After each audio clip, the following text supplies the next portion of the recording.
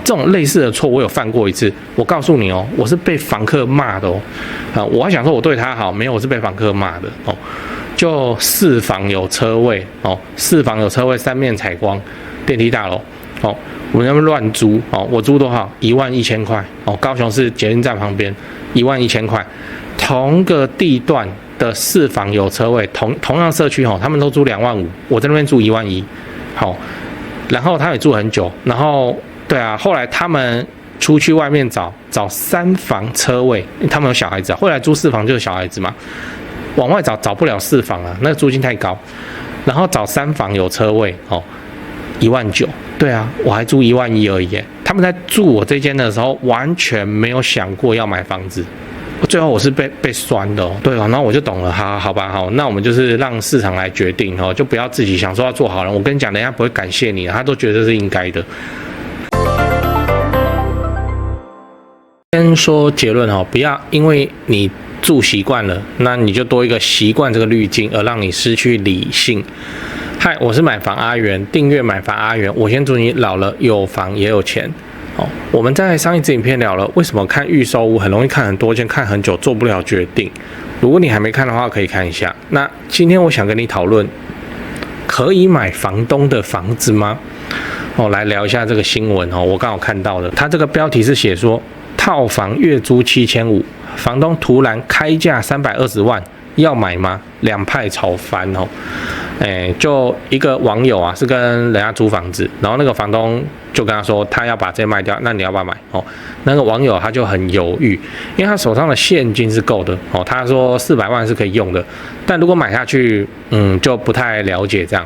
那我的看法是这样，以这个网友啊提供的资讯室内7、8坪，有阳台，高楼层，每个月租金7500，屋龄快30年，房东开价320。因为他说是高楼层那这个应该就是电梯大楼，所以权状大概是10坪左右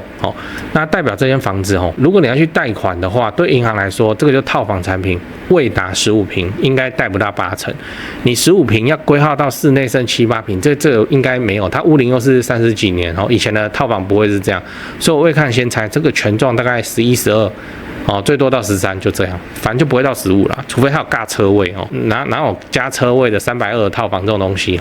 对，所以套房产品未达15坪，贷款不到80%那我们就算一般贷款60%就好了，也就是说头期就是128，那这个头期你看如果他再加一点，其实已经足够去贷一个30年的2房了，对不对？所以更合理的选择啊，应该是直接去买一间2房或是3房中古的，反正他中古也住那么久，他中古应该没差。然后他手上有400万呢，400万的话，如果来贷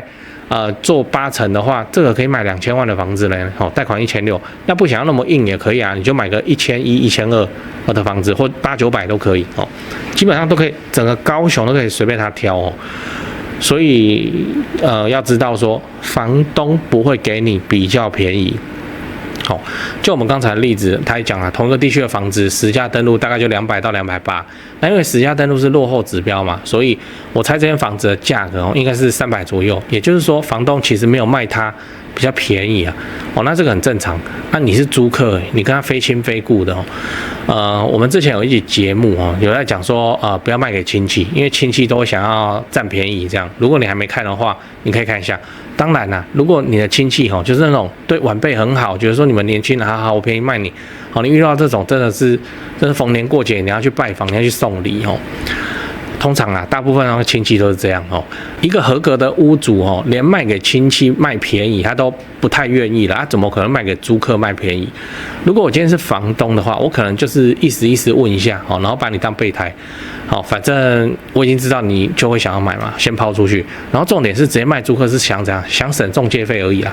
想省中介费，买不到便宜的啦想省中介费而已，那就要请代书这样子就可以那先抛出去你是其中一家那外面的话就看谁开价比较高他愿意买的价格比较高，他就卖他现在的房地产市场就是卖方的市场，这个房东真的不怕卖不掉，你知道那买房东房子的好处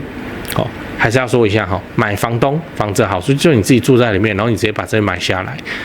那你说买房东房子的好处是什么？坦白说，我也想不到啊。你除了不用搬家以外，有什么比较厉害的吗？那种案子投报率好像也不高啊。能够拿出来讲的就不用搬家你那个房子有什么毛病啊？你都能接受啊。或是对啊，就大概就这样子而已还有你这房子自己住久了习惯了某些问题，那些东西可能对你来说也没有差。例如说我壁癌。然后你这样看久了，还觉得这个壁癌蛮可爱但是你去看外面的房子它如果壁癌，我靠壁癌天哪，怎么可以罪大恶极就这样这个阵头就已经很像当地煞了就是你自己习惯成自然那很多问题你都不觉得这个是个问题，这反而会让你在买房这件事情上变得不太理性那只有一种情况，我建议你买就是老婆喜欢老婆喜欢这件事情是无价的什么投报率都不重要的，你买下去就对了，那你买下去，未来20年、30年你不会吵架，这不值得吗？好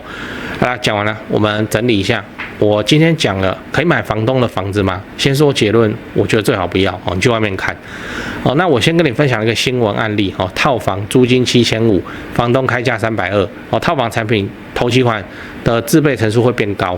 结果变成说他这个320自备成数又高的情况之下，这个租客就发新闻的这个租客他只要再加一点他可以挑2房3房，没有比较好吗？对啊，所以我会建议以他的例子来看，叫做不适合跟房东去买。不但你选择就会更多你往外面看选择更多3房2房增值的潜力也会比较大，而且这个房东其实他并没有卖他比较便宜所以真的不用动心就算你说他可能房东只是把他当备胎那就这样因为这个他就是想省中介费而已那又有住在里面很习惯了的这个滤镜会让你忽掉很多其实本来可以拿出来杀价的东西所以最好不要。只有一种情况我建议买就是老婆或另一半住得很喜欢那你就买吧那种投报率此时就不管了只是买未来10年20年不会吵架就这样。最后我想问你，如果你是房东，你会不会愿意不请房仲省那个中介费，便宜把房子卖给房客？重点在便宜而不是在不请中介。重点你愿不愿意割肉便宜卖给他？欢迎在底下留言讨论。我先说我的答案，不会。我不会，我不愿意，我就是把我的物件放给市场自由竞争，而不是说就那个租客住很久了，然后我就要便宜的卖给他，那个是我们爸爸妈妈那一辈才会有的莫名其妙的想法。你有没有发现他们都不涨房租，然后他们都这样子放生租很久，然后这有个问题是什么？这个问题是其实我们在剥夺人家的竞争力我知道这讲起来很像歪理，可是我真的是这样想的像我就听过一个案例就一个套房然后乱租还是新房子的套房，乱租那租客说家具不好，好就补租客说冷气不好，好就换租客说怎样，好就弄就这样佛心房东然后一个月租5000块，你知道他5000块租多久？他妈的租30年，租30年都是5000块。现在同一个社区那个换人接手以后，他妈9800、12000的都有，还在租5000块。结果那个租客就一直给他住在里面。我说真的，我要是有个5000块的，我可以租30年的套房，我干嘛买房子，对不对？所以换另一个角度说我们就在把人家养到废掉。把它养到废掉，他就不晓得外面的竞争力现在是长什么样子这种类似的错我有犯过一次，我告诉你我是被房客骂的我还想说我对他好，没有，我是被房客骂的就4房有车位4房有车位，3面采光，电梯大楼我们那边乱租我租多少？11000块高雄市捷运站旁边11000块，同个地段的4房有车位，同样社区他们都租25000，我在那边住11000然后他也住很久，然后对后来他们出去外面找3房车位，他们有小孩子后来租4房就是小孩子嘛，往外找不了4房那个租金太高，然后找3房有车位19000，对我还租11000而已他们在住我这间的时候完全没有想过要买房子。最后我是被酸的对然后我就懂了，好吧，那我们就是让市场来决定就不要自己想说要做好人。我跟你讲，人家不会感谢你他都觉得这是应该的，很不 OK 啦这很不 OK， 不要这样子干那最后记得订阅加分享这支影片到你的赖群组去，那个 A 片群组也没关系，让他们看着我的脸冷静冷静。那你要是被踢出去，这个不要怪我，或是你可以加入我的频道会员，我里面有拍很多那个不方便公开的影片，那你可以一起讲八卦，讲八卦。就其实我是房东的话，我的租客也跟我问过这个房子多少钱他要买啊，我真的没有不能卖便宜啊，但你至少是要怎样？你至少他妈是要行情吧，我操！可惜我遇到的租客，他每一个都给我开一个远远低于行情的价格，我电话中听到我是相当的震惊啊！我说我靠，你懂不懂啊？我是没这样讲，我就想说哇，这个你喊得出来然后我就试探性的，我礼貌的说，那现在附近的行情你有去了解吗？我超了解的那我就这样子反问他，你有去了解吗？这个行情低一点的话，是可以讨论的。租客就压起来真的是压起来。我开始数落我的房子哪里不好，哪里怎样，有的没的，我到现在还有印象这个因为这个太奇葩了他连我厨房的柜子的抽屉有一格很难开，要用很特别的角度才打得开，变成平时都没有什么在用所以他要我卖便宜一点，这什么东西对啊，我就不是很高兴我想你是房东啦你听到租客用数落的方式要来砍他要的价格，你也不会高兴啊而且他那个不叫行情那个是他自己想要买的价格，那不是行情对吧？远远低于那我就打哈哈结果后来呢，他又住1年多，真的是不是柜子打不开吗？不是很难用吗？你怎么还多用1年那后来我要卖了以示尊重，我真的有再打电话给他一次，问他有没有想买要的话就直接实价登录卖给他。我们都知道这个是落后资讯对啊，就他会压给他一次这是说的理由噼里啪啦我也忘了我真的不想理他，真的是你干嘛拿自己热脸去贴人家冷屁股我是房东呢你这样嫌弃我的房子，我也没有弄你呢，对不对？我他妈中间涨你房租，我看你能怎样？我也没这样呢，我要给你骂呢那后来我就是一样就请那个台湾房屋美术咨询店，我不是片尾都会推荐嘛那他们就帮我卖那当然我有付中介费那我就突然觉得说哇有中介卡在中间，相当理想相当理想反正有熟嘛，就说一个价格。那我记得之后也卖我当然是挑行情，我卖行情以上因为我有整理我有装潢，那个外面舍不得下那个成本去整理装潢，他们的空屋乱七八糟就要卖就要卖高于行情，那不要理他我们都会整理好。那我记得也是不是马上卖掉，是卖一段时间但是就有一天电话一接，他说什么时候下来签约就这样就是我指定的那个价钱，我中间什么屁事我都不会烦也不会被那个莫名其妙的买方数落什么都没有，都是他们在挡。我还在台北上班呢，那个时候真舒服。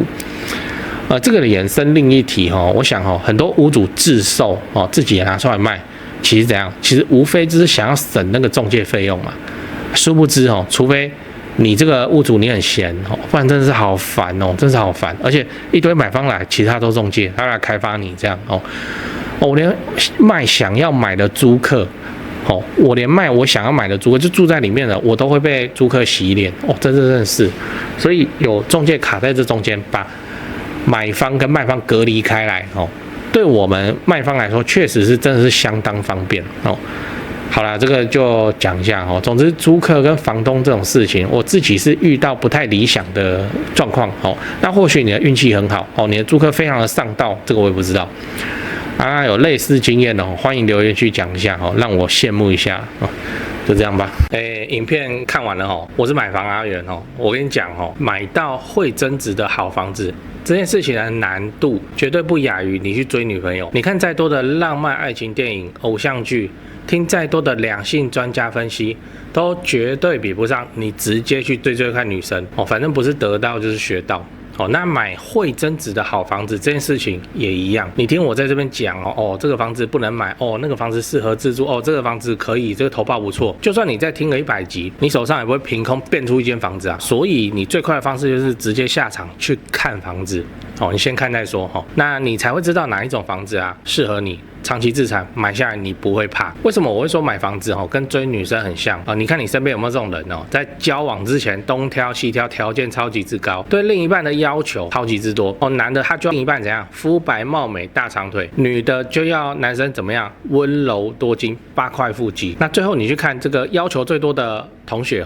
他的对象是不是跟他当初设定的其实差别蛮远的？买房子也是啊，很多新手在买房子的时候也都一堆幻想什么坪数要大，总价要低，景观要好，屋龄要轻。那这种稳赚不赔顶级物件其实根本不会轮到你跟我来买。那所以只有你真的下场了你真的开始去看房子，你才会感受到市场的温度，你才会知道说哪一种房子是你可以买，而且你愿意买那你买了以后你不会怕的。那我们的第一步就是要去找到一位信任的房仲，就带你去看，帮你完成买房子交易。这个房仲的角色其实真的很像媒婆。例如今天你要找另一半就算你不知道哪边可以找对象，你还是可以玩交友软体但是房子它不会主动跟你聊天。59以上房子那么多间，你24小时在那边刷你也刷不完。那最有效率 CP 值最高的方式就是你把你的需求资产需求你告诉你信任的房仲，那他来帮你媒合房子。像我买高雄的房子也都是配合这个台湾房屋美术之星店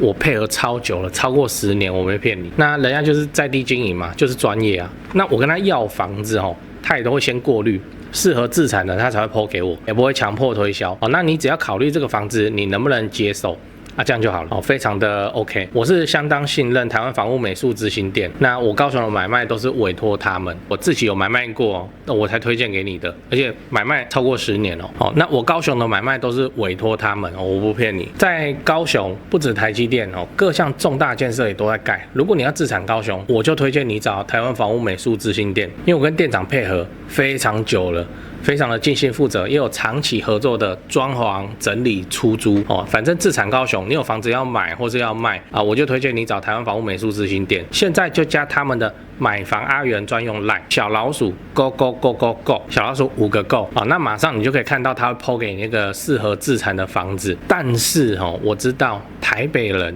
怎么样？天龙人很多，我的观众还是中型台北，那你就加另一个 line 小老鼠 buy 台北，小老鼠买台北，小老鼠 BUYTAIPEI